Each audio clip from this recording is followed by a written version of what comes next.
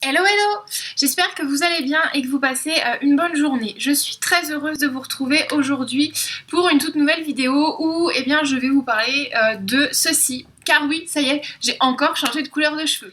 Du coup, je me suis dit que ce serait l'occasion en fait de faire en gros une petite rétrospective de mon passé capillaire, du rapport de vous parler un petit peu du rapport que j'ai à mes cheveux. Aussi en fait d'en profiter pour en gros comment vous expliquer comment j'ai cette couleur et puis de vous présenter du coup mes petits produits pour entretenir tout cela. Pour la première partie de la vidéo, je me suis dit du coup que j'allais vous parler de mon histoire, de mon passé capillaire en gros. À la base, donc je suis brune, mais quand je vous dis brune, c'est vraiment brune. Voilà, vous voyez la couleur de mes sourcils, eux n'ont jamais bougé, donc je suis très très brune. Sauf que je n'aime pas trop en brune. Voilà, on a tous des choses qu'on voudrait changer chez nous. Moi, ce serait ma couleur de cheveux. Et du coup, quand j'étais en seconde, quand j'ai commencé en fait à toucher un petit peu à mes cheveux, à jouer entre guillemets avec, la première chose que j'ai faite était des mèches blondes, miel, caramel en fait pour les éclaircir un petit peu. Et puis les années passant, c'est vrai qu'en 2-3 ans, au fur et à mesure des nouvelles mèches que je faisais, mes cheveux c'était beaucoup plus éclaircis. Et c'est vrai que j'ai commencé à intensifier en fait peu de temps après mon bac à faire des couleurs blondes beaucoup plus, plus répartie sur l'ensemble de ma chevelure que ce que j'avais eu jusqu'alors. À la fin de ma prépa, je suis devenue donc complètement blonde pendant... je les ai gardées pendant 2 ans, je crois, quelque chose comme ça, 1 an et demi, 2 ans. Mais je n'étais pas que blonde puisque je me suis fait aussi les pointes des cheveux à la base c'était rouge et quand ils sont décolorés c'était rose, donc j'ai essayé de le garder et c'est vrai que ça me plaisait plutôt pas mal.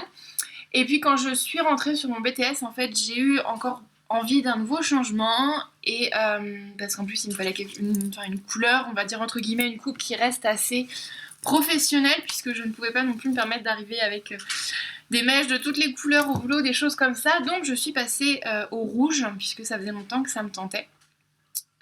Ceux qui me suivent sur les réseaux sociaux, vous avez dû voir des photos passer puisque souvent, quand je change de couleur de cheveux, j'ai toujours une photo Instagram qui apparaît ou des choses comme ça. Donc c'est vrai que du coup j'ai teint mes cheveux en rouge, donc un rouge beaucoup plus soutenu que ce que j'ai là, mais qui me plaisait énormément. J'en étais vraiment contente et c'est vrai que je me sentais beaucoup plus entre guillemets adulte. Voilà, c'était une couleur avec laquelle je me suis vraiment affirmée et avec laquelle j'étais beaucoup plus à l'aise. Au bout de 2 ans, puisque je viens de finir mon BTS, mes cheveux s'étaient beaucoup éclaircis puisque avant j'étais blonde, donc la base était très claire, donc c'est vrai que au final j'étais rousse. Et donc au printemps dernier, il y a 5-6 mois, quelque chose comme ça, du coup avec ma coiffeuse qui a toujours été la même depuis que je joue entre guillemets avec mes cheveux, donc du coup je lui ai demandé de passer au roux. Donc le roux que j'avais depuis quelques temps. Le roux qui explique aussi un petit peu le titre de cette vidéo puisque pourquoi est-ce que j'ai mis How to en gros avoir la chevelure d'Ariel, parce que ma meilleure amie s'amusait à dire voilà que mes cheveux étaient un petit peu la chevelure de la petite sirène machin et tout, donc voilà, donc c'est vrai que je me suis dit que ce serait une bonne accroche entre guillemets de titre de vidéo. Et donc voilà, donc aux dernières nouvelles j'étais rousse jusqu'à la semaine dernière. Et en fait, avec l'automne qui arrivait, l'hiver et tout ça, j'avais envie d'une couleur un peu plus chaude, toujours en gardant, salut chaton, toujours en gardant en fait un rouge soutenu, puisque c'est la couleur en fait avec laquelle je me sens le plus en phase depuis que je colore mes cheveux. Du coup, je suis passée sur un rouge carmin. Ça, vous allez le voir dans la seconde partie de la vidéo, puisque justement, je vous montre mon changement de couleur et puis avec quel produit je travaille. Et depuis, voilà, je suis redevenue rouge. Et j'en suis très très heureuse. Alors, évidemment, le problème quand on colore ses cheveux, quand on les lisse, quand on les boucle, quand on leur fait tout ce qu'on veut, puisque bon, on va pas se mentir, moi je pars du principe que les cheveux ça repousse, donc il faut en profiter. Voilà, j'ai que 21 ans, donc j'ai le temps d'en faire un petit peu ce que je veux, tout en restant évidemment dans le raisonnable, puisque par rapport à mon travail, je ne peux pas non plus partir dans des excentricités non maîtrisées, on va dire. Mais c'est vrai que voilà, je me suis dit que tant que je pouvais, j'ai envie de m'amuser avec, donc je le fais. Mais c'est vrai que du coup mes cheveux souffrent un petit peu, que les pointes sont pas toujours très en forme, qu'ils ont parfois l'air très ternes. Du coup ce sera la troisième partie de ma vidéo, ce sera en fait mes soins chouchous, comment est-ce que j'arrive à garder une belle chevelure et mes boucles de temps en temps qui apparaissent. Et donc voilà, D'ailleurs, si ça vous dit, vous pouvez me parler vous aussi dans les commentaires juste en dessous de votre passé capillaire, de vos folies capillaires, des envies que vous avez en ce moment, ou si vous pouviez changer de couleur de cheveux ou de coupe, dites-moi ce que vous souhaiteriez faire et je serais super contente d'échanger avec vous là-dessus. Du coup, on va passer maintenant à la deuxième partie de la vidéo qui a été pour moi la plus amusante à tourner puisque je l'ai faite en fait quand j'ai refait ma couleur, donc la semaine dernière. Voilà, je vous en dis pas plus et je vous laisse tout de suite avec la suite de la vidéo et on se retrouve après. La première étape du coup dans ma routine capillaire, c'est simple en fait, surtout, comme je vous l'expliquais dans ce titre un petit peu amusant, c'est en fait ce que ma meilleure amie appelle donc la chevelure d'Ariel. En fait c'est tout simple, donc c'est de m'occuper de ma couleur. Donc après un bon démêlage, soit à la brosse, soit au peigne, ça c'est vous qui voyez. Moi aujourd'hui je vais appliquer la coloration permanente de chez Olia, donc qui est faite par Garnier. Donc c'est sans ammoniac, donc c'est aussi pour ça en fait que je la prends parce que c'est avec des huiles naturelles de fleurs.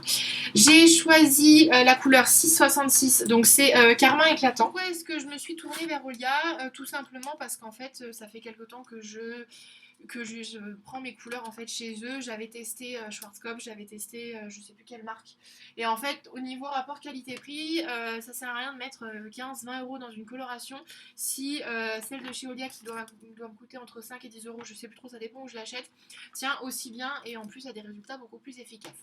Donc dans cette petite boîte vous avez tout d'abord le mode d'emploi, ensuite vous avez l'applicateur Olia. On a ça, c'est le soin après coloration, donc ça c'est ce qu'on fait après la douche. Vous avez évidemment la crème révélatrice, donc qui va en fait servir à... il y a du peroxyde d'oxygène dedans, donc c'est ce qui va permettre d'appliquer en fait la coloration et de nettoyer entre guillemets en fait la couleur qu'on a déjà sur les cheveux. Les petits gants, parce qu'on ne fait pas une coloration sans gants, on évite de l'appliquer à la main directement.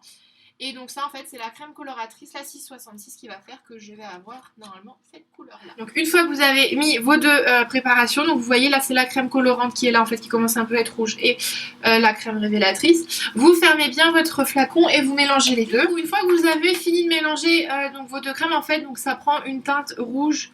Une jolie teinte cuivrée, bon ça se voit pas trop parce que le pot est blanc, mais c'est bien rouge à l'intérieur. Donc voilà, et en fait vous allez pouvoir commencer l'application pour appliquer votre couleur. Si c'est la première fois que vous faites une couleur, il vaut mieux que vous alliez chez le coiffeur, comme ça vous serez sûr que ce sera bien fait. Pour les fois suivantes, vous pouvez après vous les faire vous-même à la maison si vous prenez le coup de main. Là-dessus, il n'y a pas de souci, mais moi je vous conseille vraiment de voir d'abord avec le coiffeur. Alors moi, ce que je fais pour appliquer ma couleur, c'est que je prends en fait mon flacon applicateur et un pinceau que j'ai, c'est un maman qui l'avait acheté chez Bleu Libellule, donc c'est une boutique pour les professionnels, que ce soit maquillage, coiffure et tout ça. Et en fait je vais aller appliquer donc ma crème colorante déjà sur ma racine, donc tout le long là. Voilà, on essaye de ne pas faire tomber la boîte, c'est mieux. Et en fait ça je vais aller l'appliquer de chaque côté. Il faut toujours en fait commencer par les racines. Si vous commencez par les longueurs, ça ne sert à rien. Il faut commencer par les racines.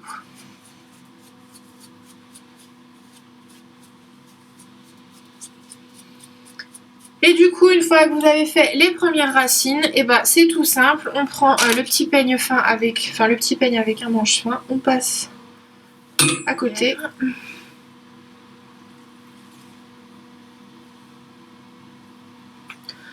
On applique la couleur et on étale sur les racines. On pense bien à le faire des deux côtés. Voilà. Et on continue comme ça pour faire en fait toutes les racines au niveau de la chevelure.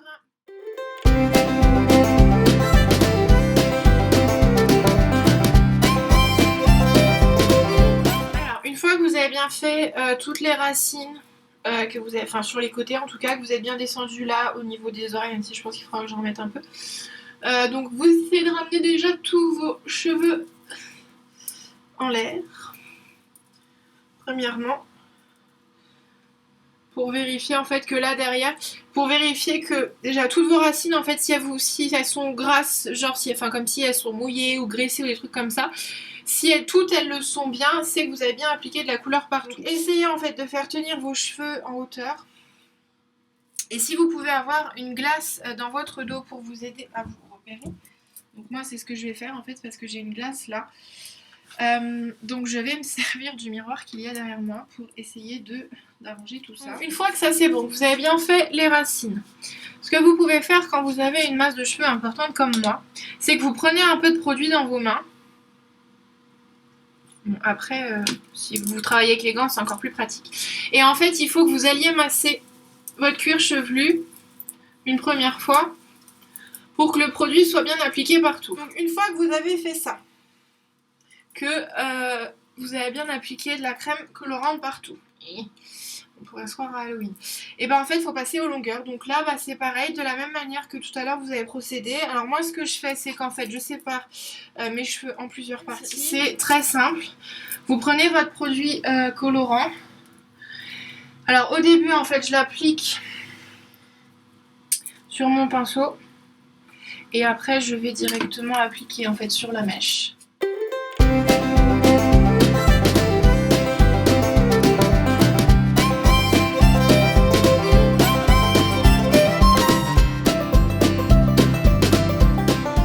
Faites juste attention si vous avez des lentilles comme moi à ne pas vous mettre de produit dans les yeux. Parce qu'il n'y a rien de pire. Déjà ça vous bousille les lentilles, ça vous bousille les yeux et vous êtes très très mal.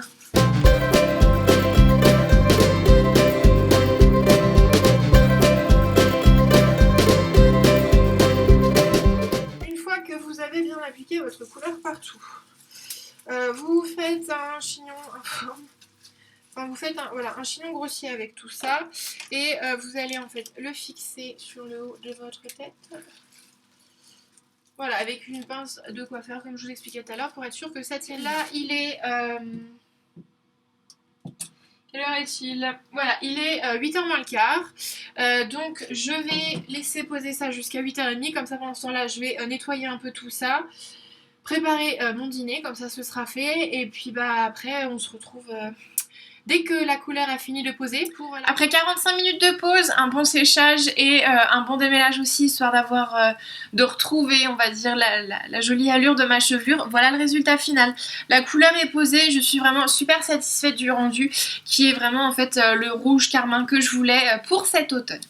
Évidemment, le plus important maintenant que j'ai cette couleur, ça va être de l'entretenir pour la garder le plus longtemps possible, mais aussi pour garder mes cheveux en bonne santé et être sûr qu'ils ne souffrent pas trop, en tout cas pas plus qu'ils ne le font déjà, de ces différents changements que je leur impose. Pour prendre soin de mes cheveux, la gamme de produits que j'utilise est celle de chez Kerastase, c'est la Nutritive Nutri-Thermique, qui en fait est un soin qu'ils appellent en fait haute nutrition thermopotentialisée pour les cheveux profondément desséchés. Alors moi j'ai donc le bain Nutri-Thermique qui est en fait le shampoing et le masque Nutri-Thermique qui m'ont été en fait conseillés par le coiffeur qui s'était occupé de moi quand j'avais parce que j'avais reçu en fait un coffret, enfin une box en gros que j'avais utilisé pour aller chez le coiffeur et qui m'avait du coup conseillé sur des produits pour entretenir mes cheveux. Donc il m'avait conseillé ces deux produits-là qui sont vraiment géniaux. Il m'avait dit, vous verrez, dès que vous allez faire le premier shampoing, le premier masque, vous verrez un changement au niveau de vos cheveux, ils seront plus doux, plus soyeux, tout ça. Vous connaissez les coiffeurs, ils sont commerçants, je me suis dit, ouais, bon, on essaye, on verra bien. Et ben franchement, je leur remercie du fond du cœur parce que ces produits ont vraiment révolutionné ma routine capillaire. Ils sont géniaux. Après, bon, Kerastase est réputé, c'est vrai, pour avoir de bons produits. Mais avec le prix, parfois, j'ai quand même des doutes. Parce qu'évidemment, la qualité, ça coûte cher, mais quand même, faut pas abuser. Et c'est vrai que là, j'ai vraiment été bluffée, mes cheveux et enfin, j'avais l'impression de les voir revivre en fait, parce qu'ils étaient beaucoup plus doux, ils étaient beaucoup mieux que ce que j'avais l'habitude d'avoir jusque là. Donc franchement, j'en étais très contente. Le masque, je le fais tous les 2 shampoings à peu près, parce que bah, vous le voyez, mes cheveux sont vraiment, enfin pas très secs, mais ils ont un petit peu souffert évidemment de ce que je leur ai infligé. Donc c'est vrai que je fais un masque juste après mon shampoing, donc que je rince tous les 2 shampoings à peu près. Et une fois par mois, je fais un masque que je laisse, que j'applique en fait toute la nuit sur mes cheveux. Donc juste après ma douche, une fois que j'ai appliqué mon shampoing classique, et dans ce cas-là, je prends un après-shampoing ou un masque un peu plus léger. J'applique du coup le masque Nutri-Thermique de chez Kerastase que je laisse poser toute la nuit dans une serviette chaude parce que comme ça fait encore plus effet en fait sur la chevelure et le lendemain matin je rince, je sèche mes cheveux et j'ai vraiment une chevelure, enfin pas de rêve mais ça change vraiment de ce que j'avais avant donc j'en suis super contente. Après, pour toujours entretenir mes cheveux, j'utilise donc l'huile sublimatrice Nutri Régénérative de chez Desange. C'est l'extrême 3 huiles qui est sortie il y a 4-5 mois, je crois, quelque chose comme ça. J'en avais entendu parler, en fait, c'est pour les cheveux dénaturés, donc surbrushés, défrisés, décolorés, colorés, tout ça. Donc c'est vraiment la gamme de produits de Sange qui est faite pour des cheveux comme les miens, évidemment. Et comme vous le voyez, elle marche très très bien puisque elle est presque finie. J'ai perdu le bouchon d'ailleurs, mais bon, c'est pas grave. Et je l'adore, elle est vraiment très très efficace. Quand je ne fais pas mon masque ou quand je ne suis pas chez moi, ça prend moins de place dans le sac en fait de voyage ou dans mon sac à main. Et du coup, j'applique ça le soir soit sur les pointes si elles sont très sèches, soit un peu plus sur les longueurs. Et le lendemain matin, c'est vrai que mes cheveux sont beaucoup plus doux, avec un bon coup de brosse et un démêlage, et franchement, c'est l'idéal. D'ailleurs, au niveau des brosses, je vous en ai déjà parlé dans mon haul Sephora au cours duquel je l'avais acheté. Je vous conseille les Tango Teaser, parce que pour l'instant, je n'ai pas trouvé de brosse plus efficace, plus démêlante, plus respectueuse du cheveu que celle-ci. Moi, j'ai pris celle qui était customisée en fait avec les petites marques de rouge à lèvres qui est juste magnifique. C'est du silicone et pour les cheveux, enfin moi je sais que les miens c'est juste top. Je perds beaucoup moins mes cheveux, j'ai beaucoup moins de mèches qui en fait se retrouvent dans la brosse. Donc franchement là-dessus c'est le top. Après je vous ai déjà parlé aussi de ces produits puisque ça fait partie de mes grands favoris au niveau coiffure. C'est les shampoings secs de chez Baptiste puisque pour l'instant sur le marché je n'ai trouvé aucun shampoing sec dans la même gamme de prix et qui fonctionne aussi bien. Là en ce moment je teste le Force et Brillance puisque je trouvais que mes cheveux étaient un petit peu mous, donc je me suis dit que j'allais changer de gamme, mais j'en ai utilisé d'autres que vous retrouverez dans les vidéos précédentes. Je vous mettrai de toute façon les liens en barre d'infos. Et franchement les shampoings secs Baptiste, pour l'instant j'ai rien à critiquer ou à demander en amélioration dessus. Ils sont vraiment géniaux, je trouve qu'ils font vraiment leur effet. Quand le matin je vois que mes cheveux sont un petit peu gras et que j'en suis à 2-3 jours de shampoing, parce que j'essaye vraiment d'espacer mes shampoings au maximum pour pas trop agresser mes cheveux quand même. Je mets un coup de shampoing sec donc sur les racines, toute la partie là, en dessous, un peu derrière si j'ai les cheveux qui vont être attachés, enfin bref. Et franchement, je les laisse poser souvent, soit pendant que je finis de me maquiller, soit pendant que je petit déjeune. Et du coup après, je frotte mes racines soit avec mes mains, soit avec ma brosse. Et en fait le gras qu'on peut avoir au niveau de la racine disparaît, et c'est vrai que même au niveau du coiffage ils sont beaucoup plus pratiques et ils ont un peu plus de volume, donc moi j'adore, j'en suis hyper satisfaite. Cette vidéo est maintenant terminée, donc vous avez tous mes petits secrets pour avoir une jolie chevelure comme Ariel entre guillemets, ou juste pour bien entretenir vos cheveux si vous avez des cheveux colorés et un peu dénaturés comme on dit, donc frisés, défrisés, lissés, tout ça. N'hésitez pas si vous voulez d'autres renseignements à me poser vos questions, tous les commentaires juste en dessous ou sur Twitter, sur les réseaux sociaux j'y suis très souvent. Et puis on se retrouve très rapidement pour une autre vidéo ou pour un autre article sur le blog. J'ai encore plein de choses que je voudrais partager avec vous, donc j'ai hâte d'y arriver. Je vous fais plein de bisous, passez une bonne journée, gardez le sourire, gardez la pêche et à très bientôt. Bye bye.